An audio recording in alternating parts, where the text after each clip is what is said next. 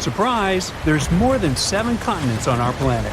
Argoland, a hidden continent, may help us understand how our planet will look in the future. To find out how it hid from us and what secrets it holds, well, you'll just have to keep watching. Ready for a mystery? Scientists have been looking for a piece of land that's been missing for over 100 million years. Not exactly newsworthy, since people search for information about our planet's history all the time. You'd think it was probably this minuscule island somewhere in the middle of an ocean. Well, you'd be wrong, because this continent used to be as big as the entire U.S. territory. For a long time, geologists have been wondering whether a massive chunk of contemporary Australia vanished into thin air. Some believed it was simply hiding somewhere on the ocean floor. But thanks to some Dutch specialists and 7 years of investigating, we now know there are bits and pieces of this lost land mixed underneath the lush jungles of Southeast Asia. The continents we see in our geography manuals these days are like scattered pieces of a puzzle. There's even a nice experiment you can conduct to see for yourself. Find a world map online and print it out. Cut out all of the continents and play around with them for a while. You'll see they all fit together. Probably the most striking thing you'll see is how South America perfectly fits near Africa. If you close up the oceans that were formed in the last 200 million years, the continents look like they form a giant letter C. And that C is what scientists call the supercontinent Pangaea. It was swimming in an ocean called Panthalassa, and the inner portion of that letter C had a smaller stretch of water called the Tethys Ocean. It is in this small ocean where things get interesting. Back in the Jurassic period, this vanished continent, which scientists started calling Argoland, vanished and left a hole in Australia, now known as the Argo-Abyssal Plain. Geologists initially believed this was all due to a process called subduction. It's when one piece of the Earth's crust dives under another and recycles it into the planet's mantle. Usually, specialists track this continental vanishing through off-scraping. That's how they figured out, for instance, that India bumped into Asia and gave us the majestic Himalayan mountains. But for Argoland, things were a bit more complicated. Bits and pieces were popping up in places like Myanmar and Indonesia, but they behaved like these time-traveling relics, looking way older than when Argoland supposedly separated from Australia. It immediately raised the question: if one continent can behave so weirdly, how many others are out there doing the same? Thankfully, scientists have now put together the entire timeline of Argoland and figured out its mystery. It didn't sink or get swallowed up. It simply transformed into an archipelago, breaking into smaller pieces, called microcontinents, and floating away from Australia.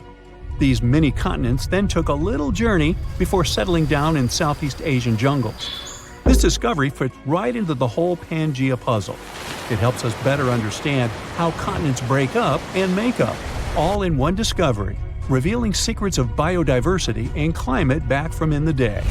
If you'd like to find out more secrets about history, civilization, or random day-to-day objects, be sure to like this video and subscribe to the channel. Like, for instance, the mystery behind this invisible species line in Indonesia. It's called the Wallace Line, named after the British explorer Alfred Russel Wallace. Over 150 years ago, Wallace was on a journey around the Malay archipelago, visiting thousands of islands. What he found was that animals on one side of this invisible line were considerably different from ones on the other side.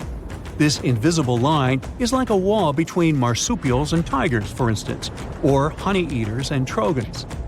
But now we know that around 35 million years ago, Australia broke up with Antarctica and collided with Asia, and this continental love triangle triggered significant changes. It didn't just change the way the land looked, it also messed with the species of animals on each side of the Wallace Line. In more recent times, a bunch of specialists published a study saying this collision and climate chaos made Asian species comfy living in the Malay archipelago. Meanwhile, the Aussie animals weren't as happy with the new environment. It was too hot and wet for some, and others just couldn't handle the tropical island lifestyle. The discovery of this continental shift towards Asia might also explain a recent finding of a human species that didn't seem to make any sense either. You see, in this hidden cave in the Philippines, archaeologists stumbled upon a new human ancestor. It seems that about 50,000 years ago, on the island of Luzon, there was this ancient human-like species. The lead researcher believed this finding was crucial for understanding human evolution in Asia, and it named this new species after the island, Homo luzonensis. Now, here's where it gets a bit confusing. The bones found by archaeologists had one small problem. They had a weird mix of traits that hadn't been seen together in any other hominid species. Smaller teeth, similar to ours, yet hands and feet that were more like our ancient humanoid ancestors. It was those throwback limbs in particular that connected this human species with the long-lost Southern Territory. That's because they have this primitive look, like these hard-to-pronounce guys, for instance. Only these two species are separated by 2 to 3 million years of time in evolution. Many have wondered, is Homo luzonensis really a new species? Not everyone is convinced. But it may also explain why living creatures are also affected by the constant shifting of the land underneath us. Now, just because they haven't changed much during our lifetime, it doesn't mean our continents will look like this forever. They evolved from this large megacontinent, and they'll most likely end up in a similar position in the future. On that note, a geologist from a European university tried to predict the future of Earth's supercontinents. As a starting point, he used an earthquake that occurred in Portugal back in 1755, when tectonic plates behaved a bit differently than they should have. After years of research, he came up with a theory in 2016. He believed that the stitches between these tectonic plates might be coming apart, setting the stage for a bigger rupture. It's like when glass cracks between two holes in a car windshield. If this happens, a subduction zone could stretch from the Mediterranean all the way up past Ireland, bringing volcanoes, earthquakes, and new mountains to these areas. If all goes according to this plan, the Atlantic Ocean will disappear, and so will the Pacific, turning into one large stretch of water. Instead of the 7 continents we know today, we'll get a new supercontinent, which he called Arica, because it would have Australia and the Americas at its heart. Now, it's not the only possible scenario, though. Novo Pangea might be another, and it's easy to foresee. The Atlantic stays open and the Pacific closes. Then there's Amasia. For this one, you'd have to imagine the Arctic Ocean closing and the Atlantic and Pacific staying open. Everything shifts to the north around the North Pole, except Antarctica.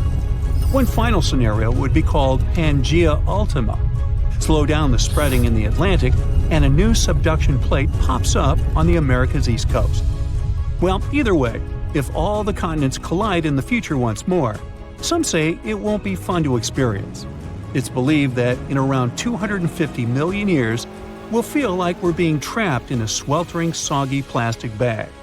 Weirdly, that bag will be the best place to live on Earth, the coastal areas. As for the inland spots, they'll be sizzling, like a desert on fire. Many of the species of animals we know today might not make it. As for us humans, we'll need to be creative if we want to withstand the heat. We should be thankful, though.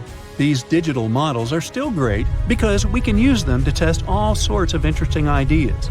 For example, how these supercontinents would mess with tides. Taking future space travels into consideration, these models can help us understand the climates of exoplanets too. Those are located outside our solar system.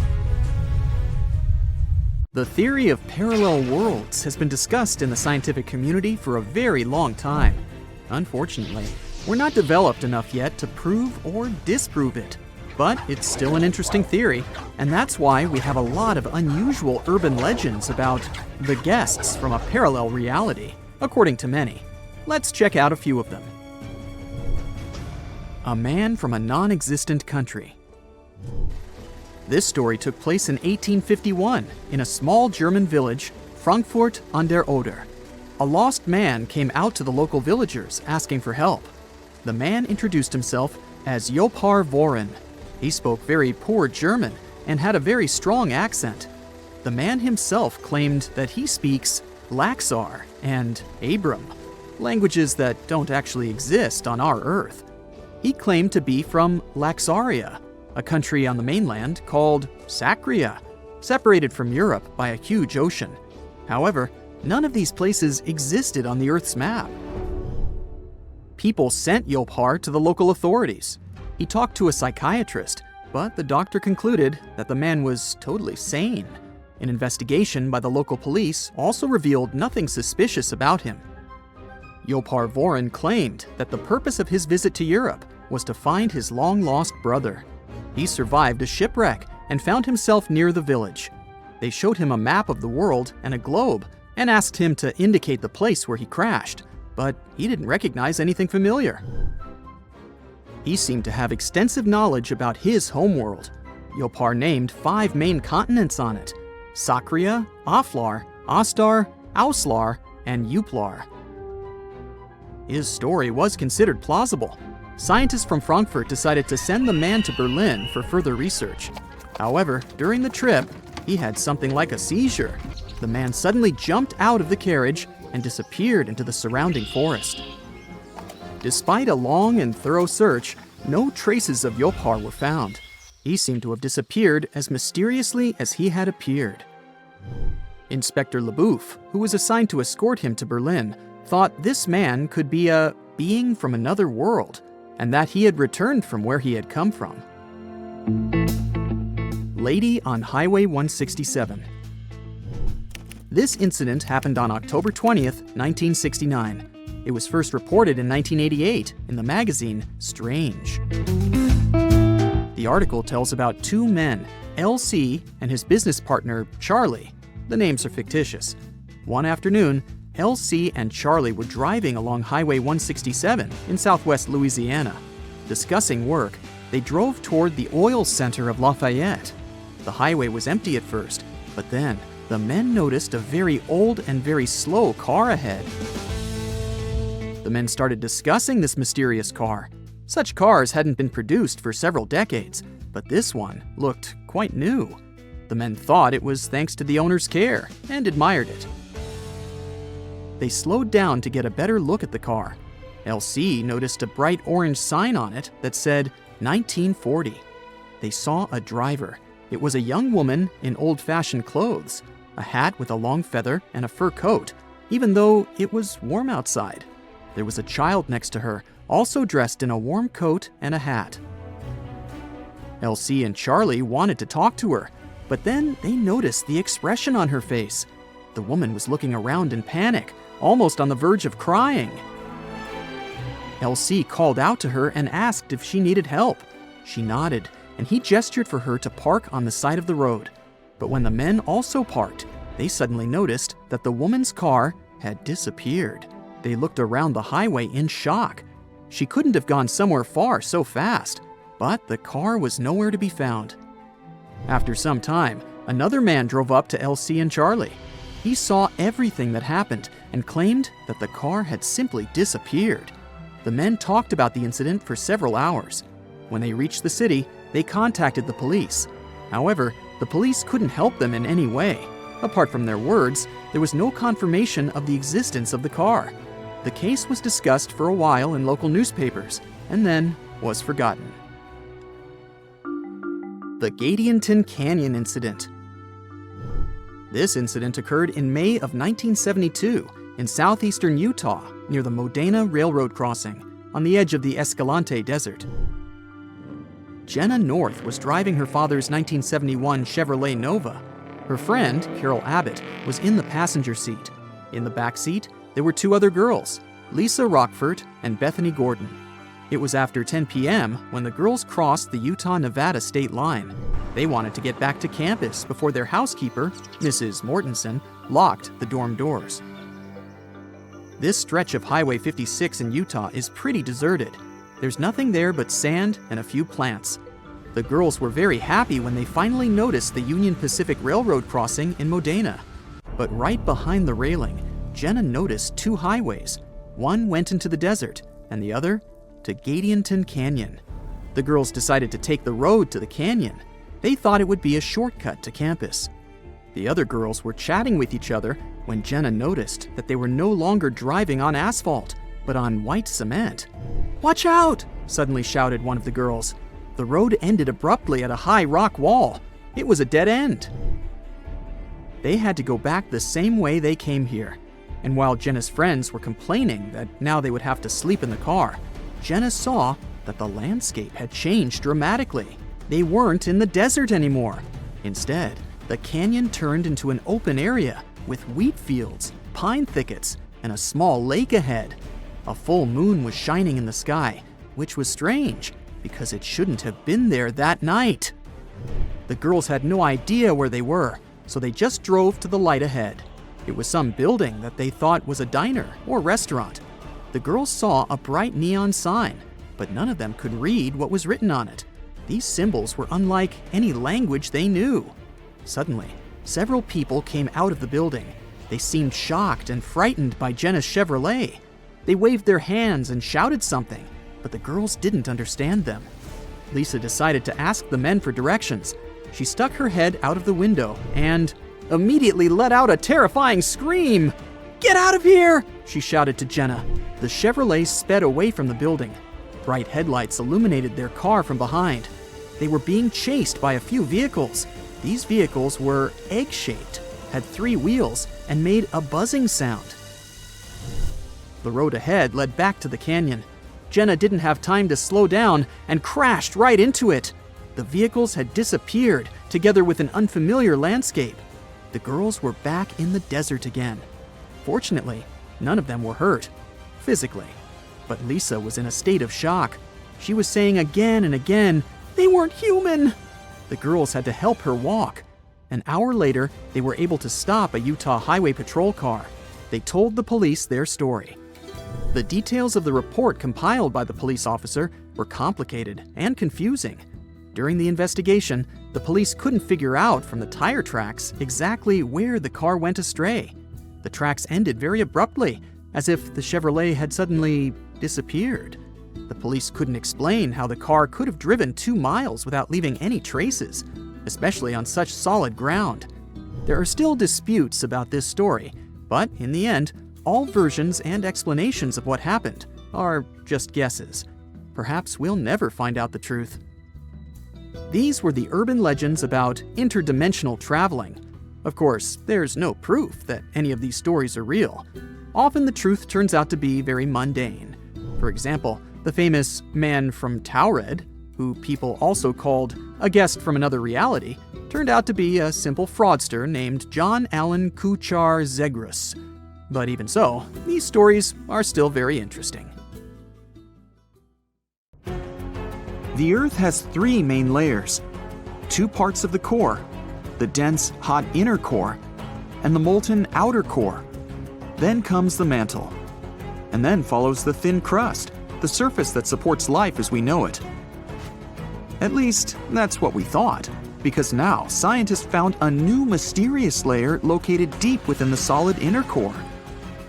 Earth's inner core is approximately 2/3 the size of the moon. And made of nickel and solid iron, it's burning hot. The temperature at the center of our planet is the same as at the surface of the sun. The outer core can reach almost 10,000 degrees Fahrenheit. It's difficult to explore it because we can't go there, and it's like looking through a really dirty window of 3,200 miles of molten metal and rocks. But we can rely on laboratory experiments on heated pressurized rocks, signals from seismic waves, and computer models. When an earthquake hits, it sends out seismic shock waves. Those waves travel through layers at a different speed, depending on the direction they go and the material they move through. In the new study, a team of scientists set a data set of 100,000 deep earthquakes. Some of them went over 60 miles below the surface. When an earthquake happens on one side of our planet, scientists track its waves all along to the other side. Waves change when they come to the other side, so scientists try to understand the materials these waves have passed through.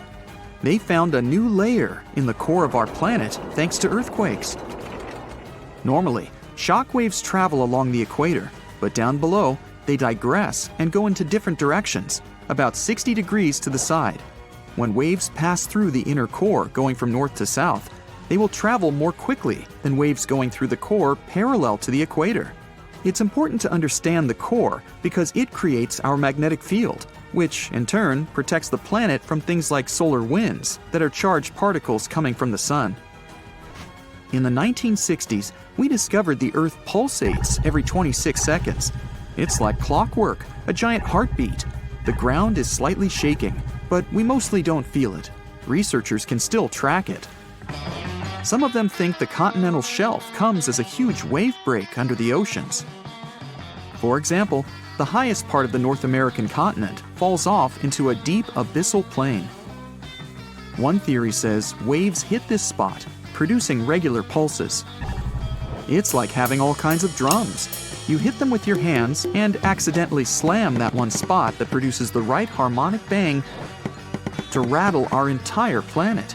If this theory is true, we're lucky there are no more spots like this that can shake the Earth. Other scientists believe the pulsation happens because there's a volcano near the critical spot, the island of Sao Tome in the Bight of Boni. You're walking, running, and jumping, but when you stop, it always feels like you're standing still. In reality, you're moving even when you're perfectly still because our planet is always on the move. Depending on where you're at, you could be spinning through the universe at more than 1,000 miles per hour. If you're on the equator, you'll move the fastest. Let's say you have a basketball spinning on your finger. Check the ball's equator. A random point on it has farther to go in just one spin than any point near your finger. That means the point on the equator is moving more quickly. The Earth is a planet that recycles all the time. The ground we're walking on is recycled. Our planet's rock cycle turns rocks of one type into another.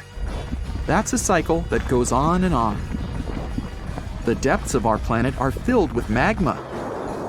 As magma is going out onto the surface, it hardens into rock.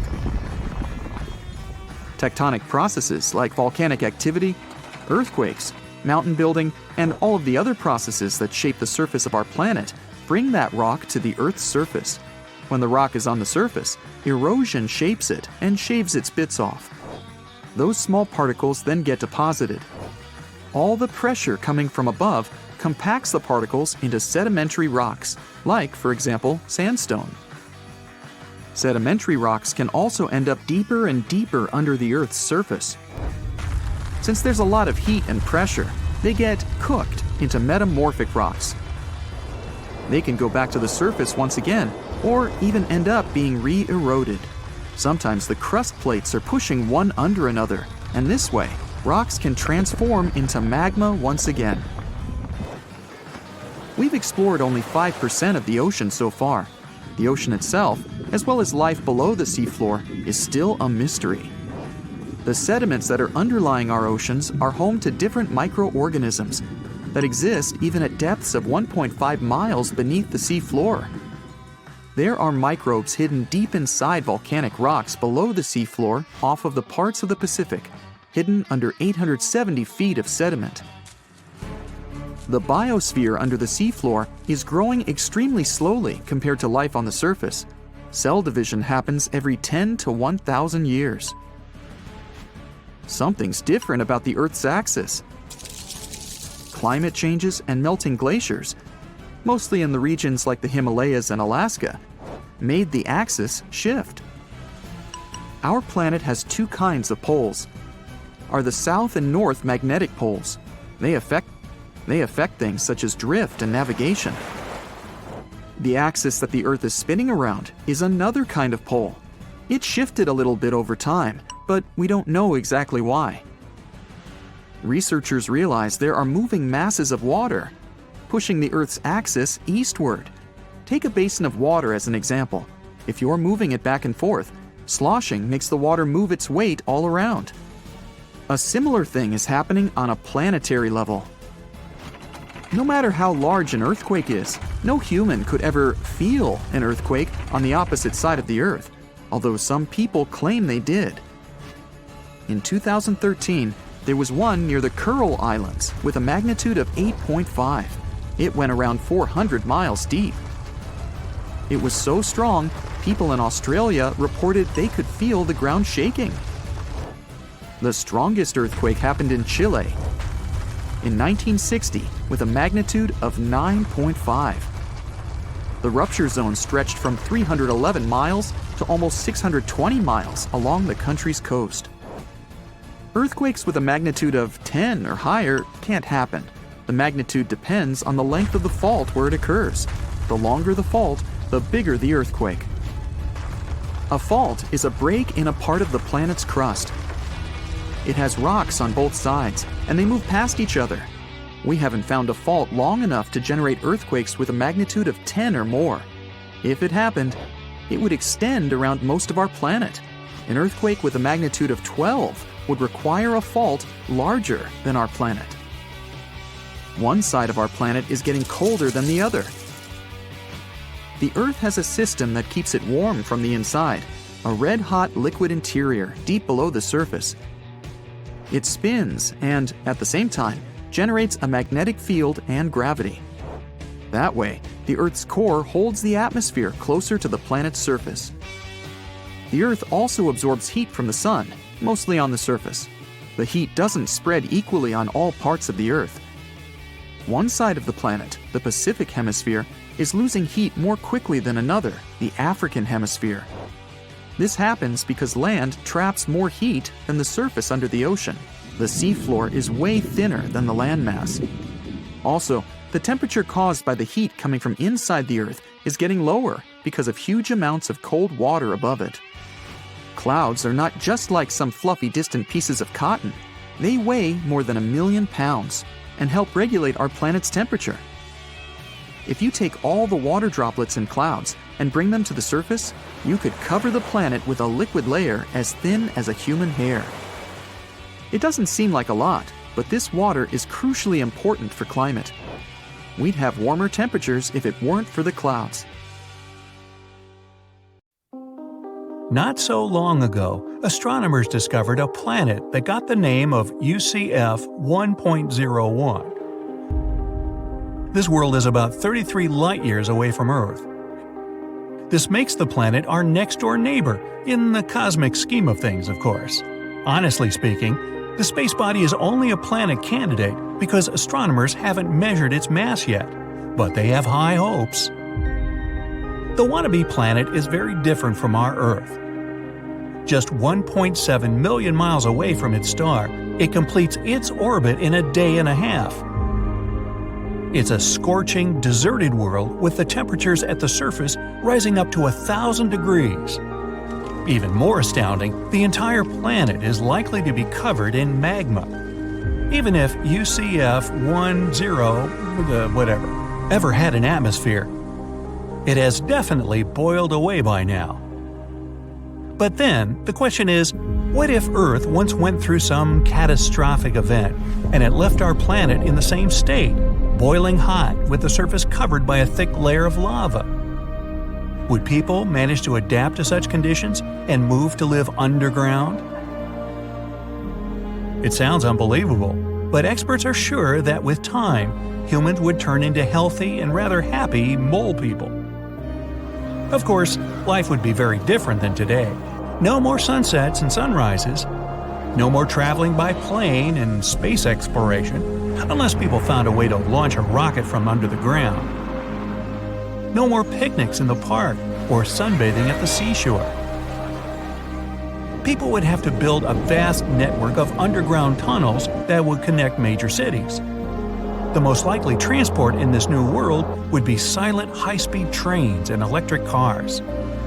After moving underground, people would have not only physical but also psychological difficulties.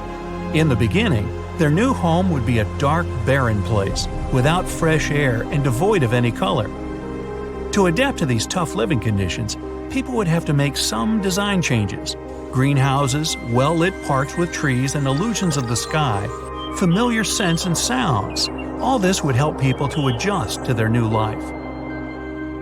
After living underground for several generations, people would start to look a bit different.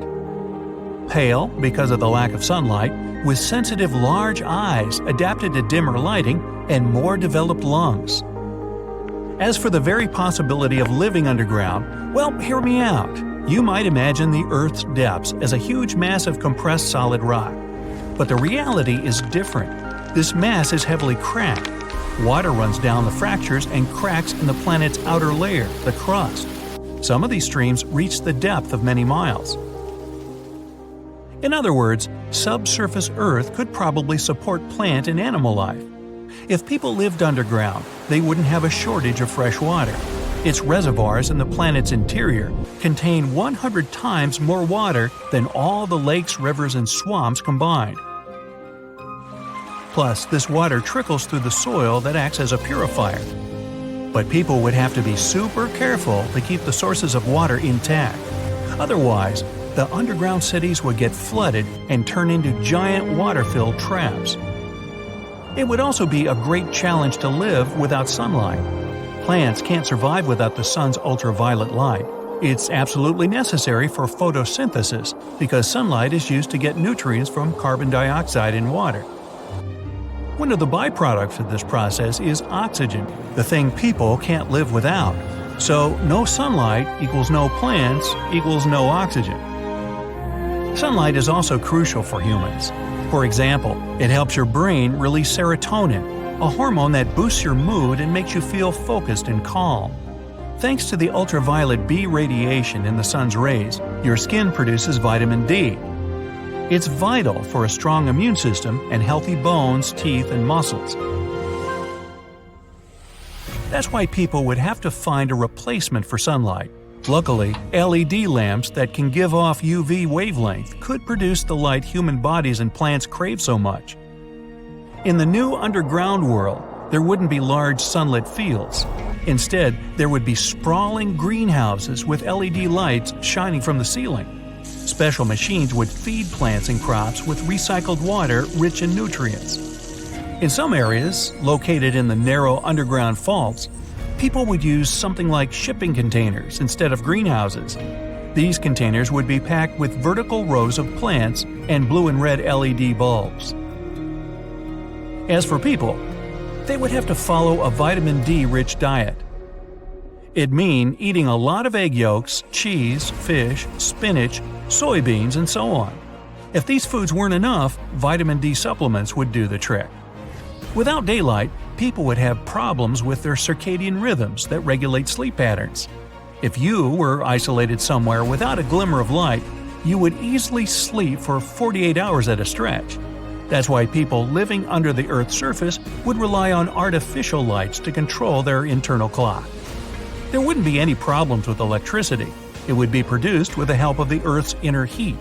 Such kind of energy is called geothermal, from the Greek words geo, earth, and therm, heat. It can be extracted from hot water and rocks. Like an onion, our planet is made up of several layers. The innermost part is a solid core around 1,500 miles across. Made of iron, it's surrounded by a scorching outer core.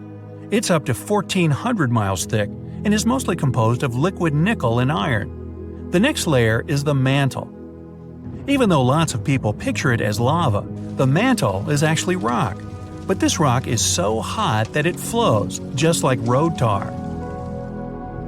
The temperature in the Earth's core is as high as 10,800 degrees Fahrenheit.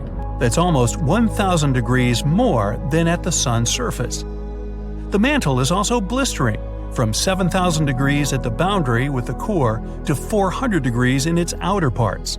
No wonder people wouldn't have any difficulties with transforming all this heat into electrical energy.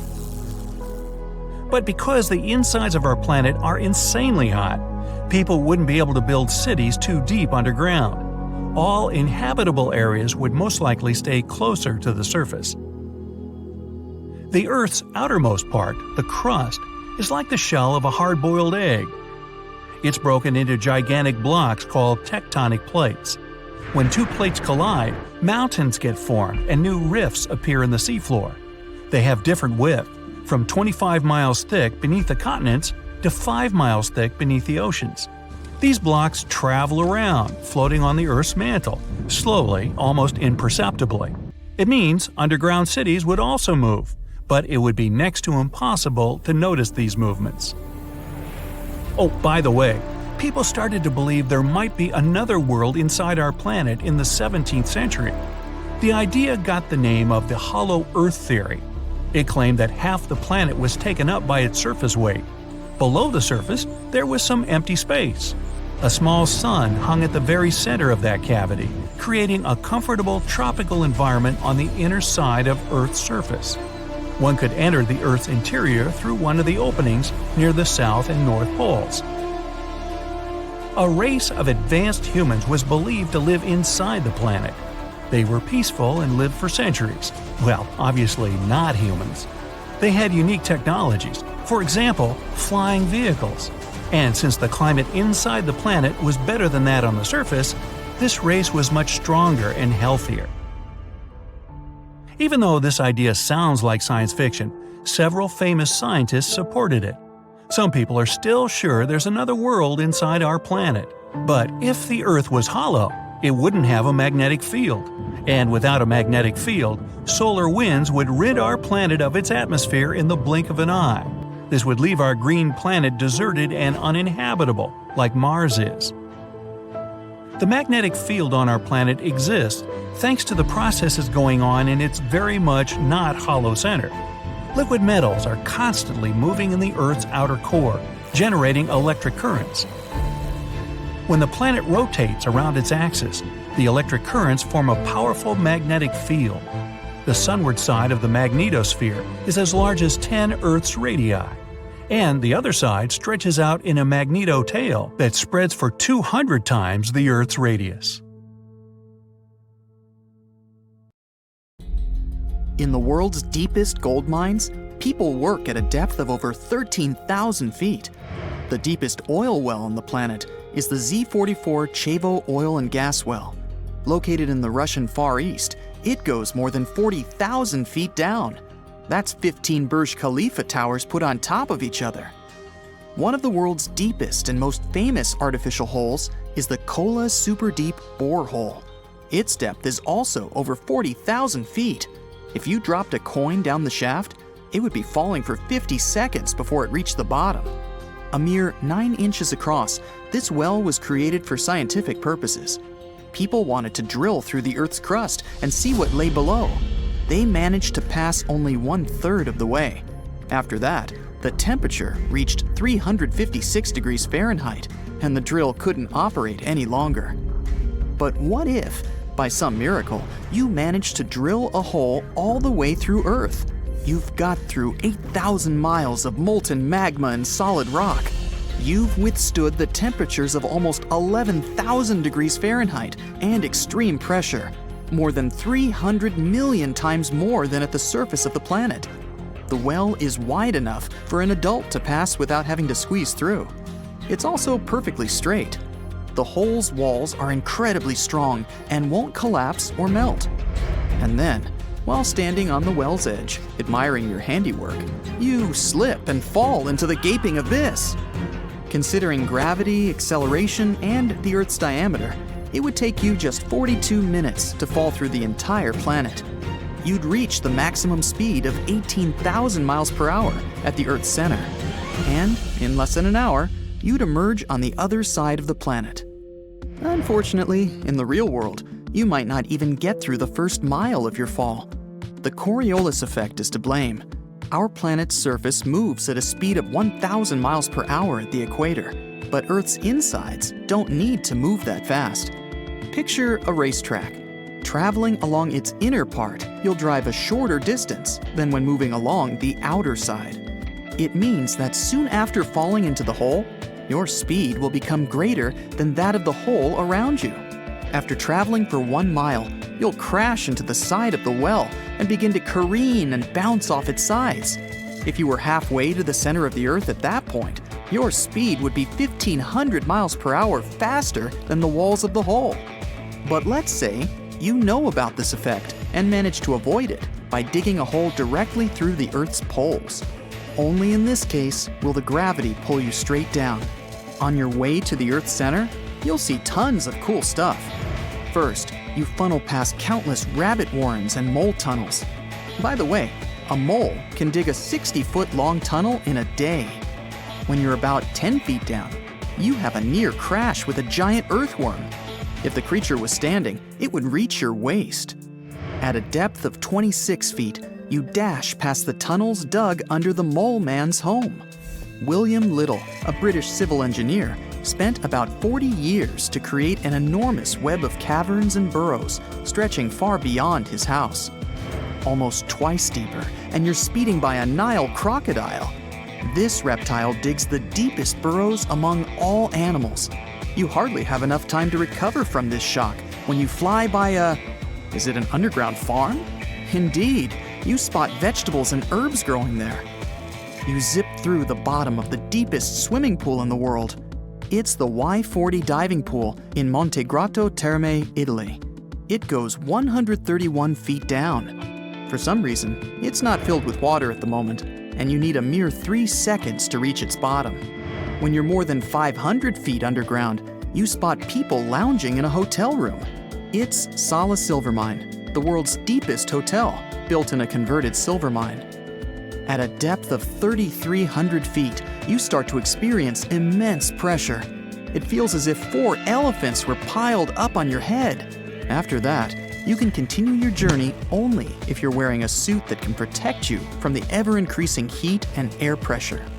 You move deeper and see the Homestake gold mine, almost 5,000 feet below the surface. Before closing, it was the deepest and largest gold mine in North America. In the 1960s, scientists detected and counted tiny subatomic particles from the sun. They did it in a lab located inside the mine. After falling for another second or so, you reach permafrost. It's a thick, permanently frozen layer of soil that doesn't warm up even in the summer. It mainly occurs in polar regions and is the thickest in northern Siberia. Now you're more than 6,000 feet below the surface, and you still come across some living creatures. Those are springtails, teeny eyeless insects that live in the Krubera Cave in Georgia. But the deepest multicellular animal you meet lives at a depth of 11,800 feet in the Tautona mine in South Africa. Tiny, but incredibly hardy, this worm can deal with extreme temperatures and dehydration. 4 miles down, and you dash through the oceanic crust. It's the part of the Earth's crust that lies under the ocean and is much thinner than the continental crust. Twice deeper than that, and the tunnel leads you through a pool of scorching hot molten rock. That's Yellowstone supervolcano's magma chamber, below Yellowstone National Park. It means you're about to leave Earth's outermost layer, the crust, behind. The deeper you go, the hotter it gets. At the boundary with the mantle, about 18 miles below the surface, the temperature reaches 750 degrees Fahrenheit. Now you're moving through Earth's upper mantle. The pressure there reaches 10,000 atmospheres, like more than 130 elephants standing on your head. But it's nothing compared with the lower mantle pressure, 240,000 atmospheres. The temperatures keep rising as well. Near the boundary with the planet's core, it's already more than 7,000 degrees Fahrenheit. The outer core is 1,500 miles thick and is made mostly of iron and nickel in their liquid form. There, Earth's magnetic field is 50 times more powerful than at the surface. You are more than 3,000 miles down underground when you reach Earth's inner core. It's incredibly dense and spins faster than the rest of the planet. It's almost as hot as the surface of the sun, 9,800 degrees Fahrenheit. The pressure inside the inner core is 3 million times greater than on the surface. And still, you somehow make it through this solid ball of metal and back to the surface. In real life, though, you'd be crushed by immense pressure and burned by incredible temperatures soon after the beginning of your fall. No suit would be able to protect you from such extreme conditions. Even if neither pressure nor scorching heat influenced you, you'd still have several serious problems on your hands, and all of them would be connected with air. For one thing, it would be air resistance. It would pull you to a stop long before you reach the core. But a much worse issue would be air pressure. The deeper you'd get down the hole, the more air would be above your head, and the higher its pressure would be. At a depth of 30 miles, it would be as great as that at the ocean bottom. after several hundred miles, the air would turn into an almost solid plug, blocking your way. But let's say you knew about this problem in advance and pulled all the air out of the well before plunging in. And now, you're moving in a vacuum, dressed in a special suit with a large oxygen supply. Still, you're going to come across something bizarre on your way. During your fall, you'll notice that the force pulling you downward starts to weaken, and once you reach the center of the planet, it'll disappear whatsoever. Earth is an almost perfect sphere. That's why the gravitational forces coming from the mass surrounding the planet's center counteract one another. Feeling equal pulls from all sides, you'll become weightless. Paradoxically, you'll be floating in the air and moving at breakneck speed at the same time. Soon, you'll travel through Earth's inner core and keep going until you get to the other side. In any case, this situation is entirely hypothetical. The very idea of building an 8,000-mile-long tunnel sounds implausible. You'd need to find where to store all the material pulled out of the hole, including Earth's molten insides. You'd also have to ensure your tunnel wouldn't collapse while going through the planet's liquid layers. Its walls would have to be made of a material that could withstand the heat of more than 10,000 degrees Fahrenheit. So far, no substance on Earth can remain intact at such temperatures. This planet's called the jewel of the solar system. Made up mostly of gases, it could float on water should you find a reservoir 75,000 miles across and just as deep. But what makes the planet so recognizable is its beautiful rings, gray, tan, and beige. They consist of dust, rocks, and ice. Some bits are as tiny as grains of sand, others as large as skyscrapers. The planet I'm talking about is Saturn, and right now, Earth is hurtling toward it at breakneck speed. It all started on a regular day over half a year ago. All of a sudden, Earth changed the course it had been following for several billion years. But instead of rushing towards the sun, it started to move away from the star. On second thoughts, it might be for the better. We've got more time to find a solution. Earth used to move around the sun at a speed of 67,000 miles per hour. For some mysterious reason, when it left its orbit, the speed remained the same. It means we're going to cover 746 million miles, separating our planet from Saturn within a year and 3 months. At first, no one realized what had happened, but a couple of hours later it became obvious. Despite the panic that engulfed Earth's inhabitants, nothing seemed to be out of the ordinary. But all too soon, it started to get colder and colder. Astronomers' forecasts were pessimistic. People started to leave their homes at the poles, move closer to the equator. Most plant and animal species were having a hard time. Some of them went extinct, even though we were trying to save them in greenhouses and special conservation parks. The sky changed dramatically. In a week, we could see Mars clearly. It looked like a big reddish sphere hanging low over our heads. Jupiter became as bright as the moon. Once Earth was as far away from the sun as Mars, days became twice dimmer than they used to be. At first, our planet's atmosphere was acting as a barrier between people and space. That's why we didn't feel the cold immediately. But 7 days later, everyone who dared to leave their home had to be cocooned in heavy winter clothing. By that time, the temperatures had already dropped down to minus 145 degrees Fahrenheit. It got even colder once our planet passed Mars and hurried through the asteroid belt. It's been one of the most dangerous regions on our way so far. Yes, people could admire awesome meteorite showers streaking the sky. But several space bodies managed to get through the Earth's atmosphere. They slammed into the ground, flattening mountains and leaving behind gigantic craters. They caused tsunamis and triggered earthquakes. Right now, most of the planet, including the oceans, has already turned into an icy desert. There's a lack of food and natural resources. We've built underground towns and tunnels connecting them. Our scientists work day and night to find a way out of this situation. If they don't, that's what's going to happen. The closer our planet will be to Saturn, the more the ring planet will loom over the horizon and the larger it'll look. Soon, it'll already shine brighter than the full moon. The massive yellowish-brown orb will be visible even during the day, but it'll look especially impressive at night. Instead of sleeping, millions of people will spend hours watching Saturn grow larger and larger. One day, the distance between the two planets will become the same as the distance between Earth and Mars used to be.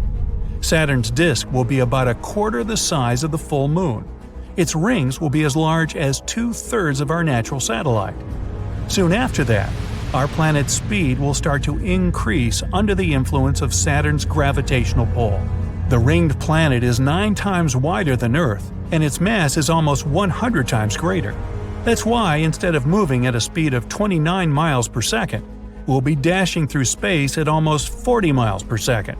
That's 2,400 times the average car speed. Saturn's gravity will influence the moon more than that of Earth. In no time, we'll lose our satellite. It'll get catapulted into outer space, likely to go into an elliptical orbit around the Sun. If Earth wasn't about to crash into Saturn in the nearest future, the moon could one day cross paths with our planet again. No good would come out of such an encounter. But what's happening on Saturn's side of things? Saturn is one of the largest planets in the solar system, second only to Jupiter. Even though the rings surrounding the planet are huge, they're rather thin, less than a mile thick. Still, the main rings are large enough to stretch from Earth to the moon. But how did the planet get these breathtaking accessories? Beyond the outer edge of the main rings, A, B, and C, there's something astronomers call the F ring. Several million years old, it's the weirdest one. This constantly shifting ring is made up of icy material and is incredibly complex. Its curves, twists, and clumps of brighter substance make it look as if it's braided. Saturn has more than 50 confirmed moons. 2 of them, Pandora and Prometheus, flank the F ring on either side. They weave outside and inside the ring, acting like shepherds. They herd ice particles into a 60-mile thick band. But why are they performing this elaborate dance? No one knows. What scientists do know is that when Saturn's rings were evolving, icy material clumped together and formed moonlets. Some of them grew and turned into the planet's largest moons. But 2 of them collided. That's how the mysterious ring F appeared. If the moonlets had only been made up of small icy particles, the space collision would have left a ring and nothing else. But they had dense rocky cores. Those remained intact and turned into Pandora and Prometheus. People don't have any evidence Saturn's ever collided with another space body. Our Earth might be the first. But before crashing into the planet itself, we'll have to get through its rings, including the ring F. And no, our planet won't just punch a hole in them. Saturn's rings are made of small particles. Earth's gravity will start to pull some of them out of their orbit once we're close enough. It'll result in a long plume that will reach our planet. And later, when we squeeze through, the cloud of icy particles will drag after Earth. It won't have enough power to rid Saturn of its rings completely, though. They'll continue to move around their home planet, but their orbits will change and become more elongated. There will be no more stunning bands. Over time, the rings could probably settle down again, but Earth won't give them such a chance. The collision with our planet won't leave Saturn unscathed. If there's still a possibility to sneak a peek at the sky, people will be able to see the rings disappear into nothingness, but not for long. Soon, the largest chunks of rock will start hitting the surface of our planet, leaving behind lifeless land dotted with craters. In the worst-case scenario, Earth might even collide with one of Saturn's numerous moons. But let's imagine we've passed through this region in one piece, and now our planet's very close to Saturn. The gas giant might seem airy, but there's no way Earth can fly through the huge sphere and leave from the other side.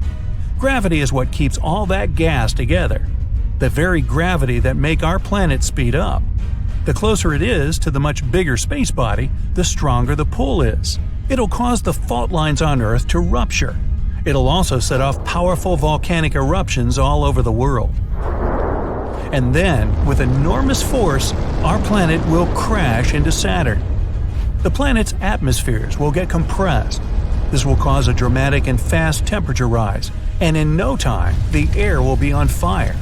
Scientists claim that Saturn's core is dense, made up of iron and nickel, and surrounded by a rocky layer. But we'll never make it there. Earth will burn in the bigger planet's atmosphere after being literally torn apart. Our beautiful, blue-green world will turn into billions of trillions of tons of vaporized rock. Pity. Maybe Earth will become yet another Saturn's ring, instead of the ones it's ruined. Sounds grim, I know. Yeah, we can't save Earth from Saturn, but that's only a bad dream. So maybe we take that effort and save us from a real threat, climate change. Just saying. Whoa, something doesn't feel right. Everything seems shaky. It's definitely not an earthquake, and it's actually getting worse. The clouds seem to move quicker than usual, and the animals are going into a frenzy. The news anchor pops up on the TV in an alarmed tone and says, "Good morning. We're sorry to interrupt your program. Scientists have just discovered that the Earth's rotation has been fluctuating at an unusual rate. A group of specialists believe that the Earth is increasing its rotation with every second, and they don't know why." Even if the Earth increased its speed by 1 mile per hour, the day would only get shorter by a minute and a half or so. We wouldn't really feel it, and you could go on like nothing is happening. But as the Earth spins faster, our bodies, which are adjusted to a 24-hour timing, will have a hard time trying to cope with it.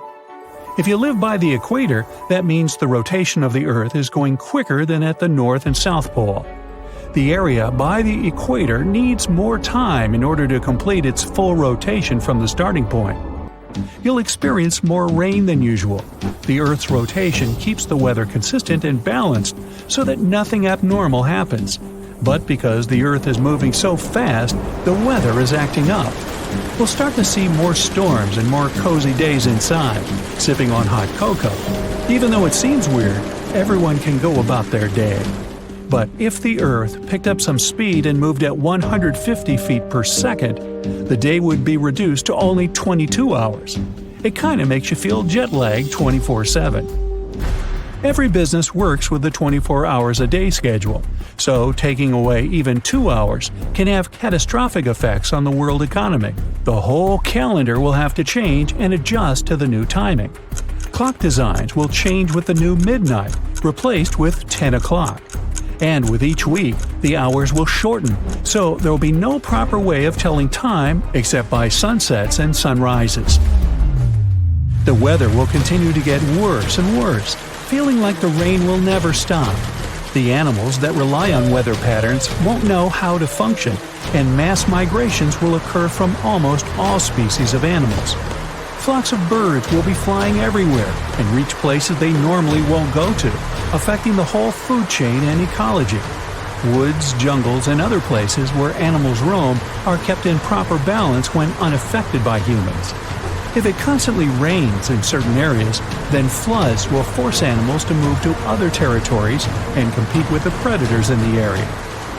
If the Earth picked up speed every day, then standing on a scale in the Arctic would tell you weigh 180 pounds. But around the equator, you might weigh about 179 pounds. That's because of the extra force opposing gravity in that area.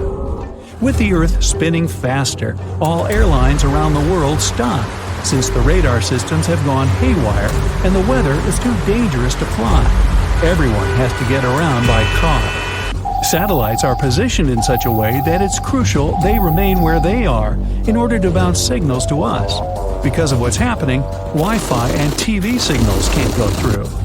Communications around the world will end up short and slow, and eventually we'll have a total communication blackout. Ships will cease to operate, and global trading will collapse, adding extra damage to the already failing world economy. Winds will get stronger and faster than usual, which means temperatures will change. Storms like hurricanes will be stronger than ever and have more energy for destruction. And still, at 100 miles per hour, the equator will now be swallowed up in the water. The Amazon basin and small islands will now completely submerge in water by around 50 feet. Most of the plant life will be endangered, especially by the equator. With woods threatened by floods, more animal environments will be in jeopardy.